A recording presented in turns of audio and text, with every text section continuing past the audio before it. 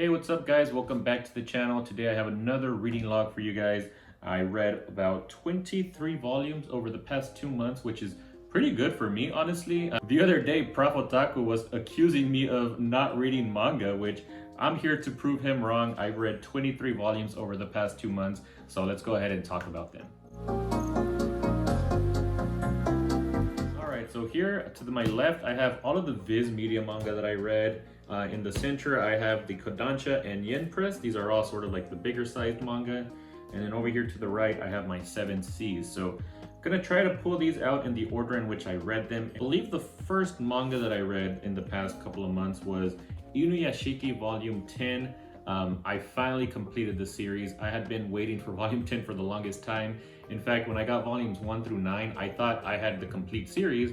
And then when I got to Volume 9, I was left at a cliffhanger and I was like, what the hell? This is not how this ends. And then I realized that Right Stuff never sent me Volume 10. So once they finally sent it that night that I filmed my haul, I remember reading this one and I thought the ending was good. I think it ended the way that it should have. I don't want to spoil anything, but in case you guys haven't checked this one out, I highly recommend it. It's another good versus evil manga, but in this case, it's pretty cool because Hiroyu Oka, he's the creator of other series like Gantz and Gigant. So you know, he usually has his crazy twist, and in this case, we have a young boy and an old man who both ended up becoming basically robots after one night they went out for a walk, an asteroid hit them, and then there was aliens that saw the disaster and they were not supposed to interfere with anything on Earth, so they decided to bring them back to life. But the only way that they could bring them back to life was by giving them their top of the line weaponized robot suits, or I don't know what to call them, to be honest, but yep, basically they turned them into robots. And then from there you see how each of the characters utilize their newfound power. One of them uses them for good, the other one for bad, and I'll let you guys read the rest. But I really enjoyed this one. Honestly, so far I haven't read anything by Hiroyu Oku that I haven't enjoyed, so definitely recommend everything that he's put out. I can't wait to read Gantz. I'm just waiting to have that series complete and I'm gonna jump right into it. But so Inuyashiki, next up, I think I also read this one a few months back. Raw Hero Volume 6, another one that ended the series. So 2 volumes here, both the end of a series.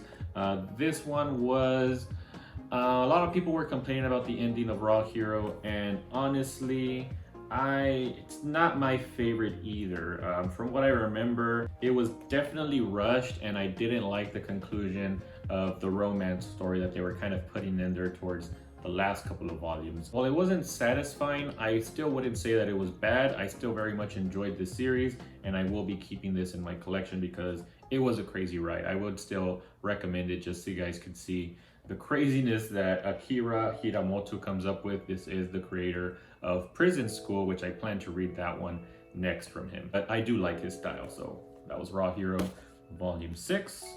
Another one that I remember reading a while ago is Kiruru Kill Me. This is the 2nd volume. This volume, I started to feel like at points it did feel a little bit repetitive, but they also introduced some new things in here. Like for example, Kiruru, the organization that she works with, they started to realize that she's kind of failing a little bit too much at her job, and that's kind of Nemo's fault because he's hiring her. So he doesn't realize that he's actually hurting her career, I guess.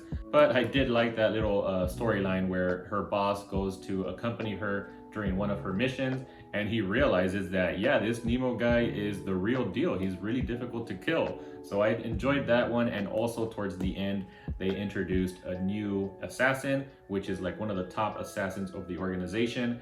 And now he's gonna be also going after Nemo. So those 2 storylines I really did enjoy, and I'm still looking forward to continuing this series. So overall, really am enjoying this one. Next up is another one by Hiroya Oku, and that is Gigant Volume 7. This is another one that I read right away as soon as I get them, which is what I did with this one, although I am a bit behind with Volume 8 because I have it right there, but I haven't read it. And you know what? I'm gonna go ahead and read it in this video while you guys are watching because it's probably gonna take me no time to read it. From what I've heard, it's an action-filled volume, so let's go check it out. All right, so here's Volume 8. Let's open this bad boy up. Has that good plastic goodness on it. You guys know what that means. We're gonna have some tig old bitties in here. So let's see how long it takes me to read this.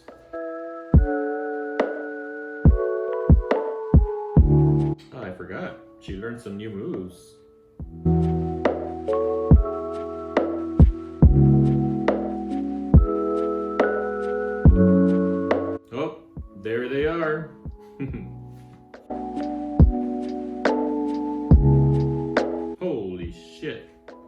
That's not good.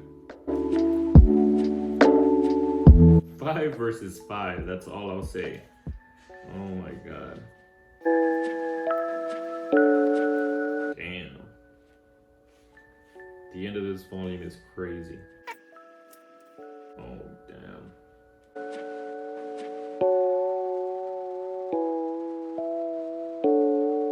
Oh shit, done. That didn't take very long, did it? Let me see, how long did that take? I think it took less than 10 minutes, but dang, that last volume was crazy. There was so much action. The end did leave off on another cliffhanger, so now I have to unfortunately wait for volume 9, but yeah. This is another great series by Hiroyo Oku. You guys basically saw my raw reaction to what was going on, and that's usually my reactions while I'm reading this manga. It's always really fun read, and I highly recommend that one. So another one that's not so great, here's Ero Ninja Scrolls. I read the first volume, hated it. I got volume 2 in because I had pre-ordered it before I read volume 1. So I decided to give it a read. And again, it's just more of the same. It's a very bland storyline, although I will say this one definitely earns its mature rating. This is like the most explicit manga I have ever read. It could, in my opinion, basically be labeled hentai. But yeah, not great. Now that I've read volume 2, I will most likely be setting this one if I can. We'll see. Otherwise, it'll be part of a giveaway at some point for any of you cultured people out there that might want to read this. Another one that I'm continuing that I had mentioned before that I wasn't a fan of, it's a Yuri series, and it's Failed Princesses. This one I read it and it wasn't that bad, to be honest. I think the only reason that I'm not like fully enjoying it is just because it's in a high school setting. They are teenage girls, and they basically worried about teenage girl things such as makeup, going out shopping, stuff like that. And in this one, there was a bit more drama between like the girl friendship groups, as there usually is between girls in real life too. You kind of have some girls finding new best friends, and then the old best friend being jealous of that new best friend and stuff like that. Gretchen, switch sides with Katie. But I'm always on your left. Well, that was when there were 3 of us, and now the tallest go in the middle. But the whole dance will be backwards.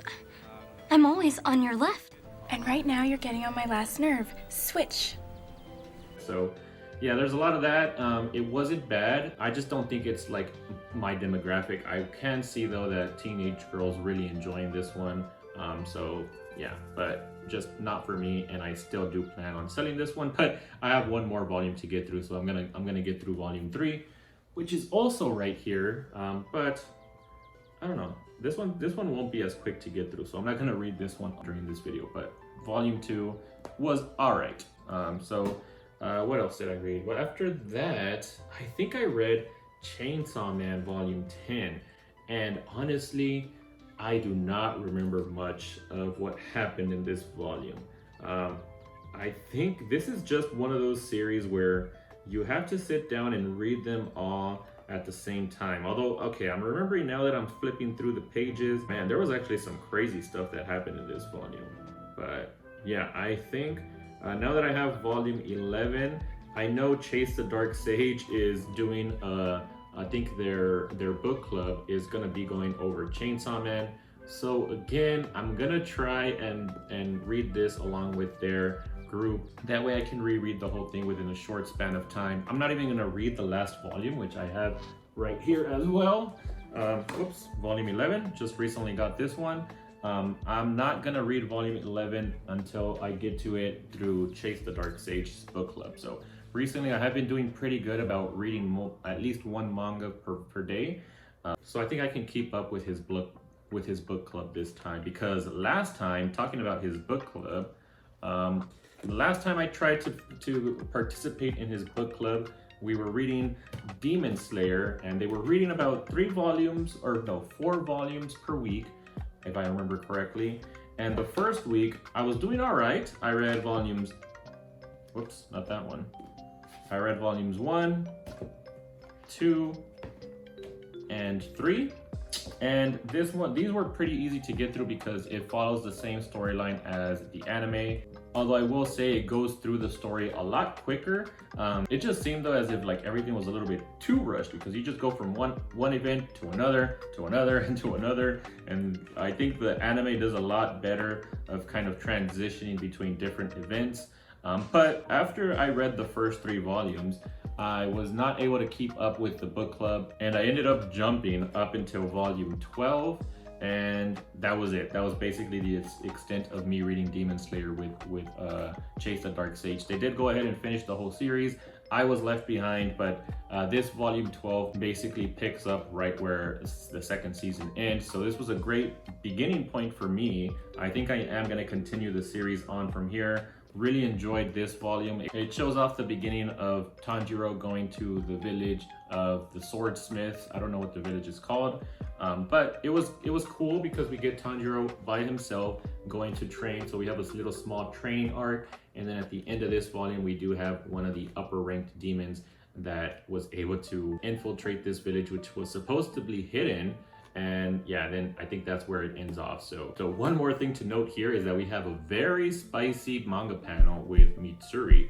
I'm curious to see what they do with that in the anime, but yeah, I like that panel. Really nice. You guys know I love me some Mitsuri. So yep, that's all I read for Demon Slayer. I do plan to continuing this one, but before I do, I want to finish another series, which I'll talk about here later. But after Demon Slayer, I'd say that I read Who Wants to Marry a Billionaire, Volume 2. So I have been raving about Volume 1 for this series. I've been recommending it to a lot of people on my Discord, and I really enjoyed Volume 1, but Volume 2, they kind of ruined the mystery aspect that I thought they were going to be going for, that we saw towards the end of Volume 1. They quickly resolved what happened at the end of Volume 1, and it just kind of went back to them participating in this reality show and trying to win over the billionaire, basically. But the billionaire is actually kind of an asshole, so I don't understand, or I don't see right now. I guess the only reason they want to win is just for the money. But I will say it's still very entertaining. While I didn't love this one as much as Volume 1, I'm still enjoying it, and I'm still going to continue to pick it up. I do have Volume 3 right there as well, which I'll talk about in next month's reading log. So yep, we'll see how this one continues. A next series that I started, which I kind of regret starting it, just because I think I have a lot of stuff that I'm kind of reading right now. I don't want to continue reading this one. I want to finish what I'm currently reading, which is this right here. Then I want to jump to Demon Slayer, and then maybe I'll come back to Call of the Night. I just think reading through 3 different series is too much for me. I can't handle it. So yeah, I'm gonna put this one on hold, although I did really enjoy Volume 1. I liked it. I like vampire stories, and there was a bit of a love triangle there towards the end, and I'm enjoying that storyline as well. So once I do come back to this one, I might just reread Volume 1 and then continue from there. But so far, not bad, not bad. I'm liking it. All right, next up, let's talk about this one right here, which everybody has been talking about. This has been like the new hotness recently, and it is Blue Lock Volume 1. And before we talk about it though, let's talk about this whole new rebrand for Kodansha. Ever since the rebrand, the volumes look pretty good. I don't see any dings or anything on the corners. There is still a little bit of like the cover not covering the full front page, but other than that, pretty good release. I love the way that the covers look for these, and I love the spines. These are gonna look really good once you do collect more, which I do plan to collect more because I love this one. A lot of you already know, but I was really big into soccer growing up, so I kind of gravitate towards soccer manga. That's why I picked up Sayonara Football. This will be my second soccer manga that I get into, and I am loving the heck out of it. This first volume was great, and it's very interesting because there's actually not too much of like traditional soccer going on. There's a little bit towards the beginning, but what it's really about is about this, well, basically the Japanese soccer team. They're kind of seen as a joke in the soccer league in the World Cup. And so a few people there, not too many people care. Some of them are just happy to be making money out of the World Cup and stuff like that. But there are a few that want to change that. And with that, there's 2 characters. There's one that I really like, which is the new trainer. I don't remember his name though. Oh, there he goes. His name is Jinpachi Ego. He looks very creepy. His character design is creepy, but he's very cool. He seems to know what he's doing when it comes to developing this whole Blue Lock program, which is where they're putting 300 teenage boys, the top soccer players from all the high schools in Japan, and they're putting them into this basically battle royale for soccer. So none of them are being killed, but they are being kicked out depending on their skill. And I think that is very, well, it's not really depending on their skill, but more so depending how far they're willing to go to win and to, as it says back here, become the world's top egoist, because this is mainly more about all of the characters' ego. They're trying to build up their ego because they believe that that's what makes a great striker. So yeah, so far we've seen one game that they went through where they kicked out some people, and I'm interested to see what other games they come up with for soccer, because that first one was very interesting. At first you don't think it has too much to do about soccer, but the way that Jampachi, that was his name? Jampachi? I just read it and I forgot. Yes, Jinpachi. So the way that he had thought out that first game was honestly very smart, and it is very much related to soccer. So yeah, I have a feeling that I'm gonna really enjoy this series, and it might even go into like my top 10 manga, but I do want to read some more of this. So yeah, great stuff. Can't wait to get some more.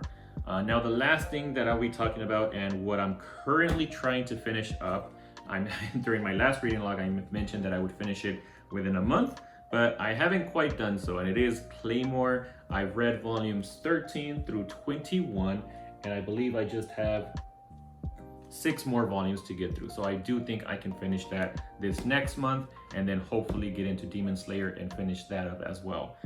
But yes, I have been loving the heck out of Claymore. I will say that I took a break from when I read volume 12 to volume 13, and I kind of forgot what was going on, but I just continued to read it. I didn't want to go back and reread everything, and then I jumped into a time skip where it went 7 years into the Claymore's future. And man, after that time skip, the story has just been getting better and better. There was also a bunch of revelations of this world and how Yoma and awakened beings came to be in the first place. And it honestly reminded me a lot of Attack on Titan, but I won't spoil it. I would just say that I saw some similarities between the two. But yeah, I'm having a lot of fun with this one, and I really want to watch the anime to see how it compares to the manga. So as soon as I'm done with this, I'm gonna jump straight into the anime and see how they compare, because I've heard that there were some significant changes that they made to the anime. Not so much for the best, but I'm still curious to see, because some of the action scenes in here look really cool, and I would love to see that animated. So yep, Claymore, good stuff. Can't wait to finish it. Yep, that's everything that I've read over the past couple of months. Hope you guys enjoyed this. If you guys have read any of these series, let me know what you think about them down in the comment section. We can talk about them. With these reading logs, I don't like going into too many spoilers, so I like to keep my commentary pretty brief, unless it's like a first volume like Blue Lock. I will go into a little bit more details there. But yeah, I hope you guys enjoyed this. If you did, don't forget to like, share, and subscribe if you haven't already. And I'll see you guys on the next video.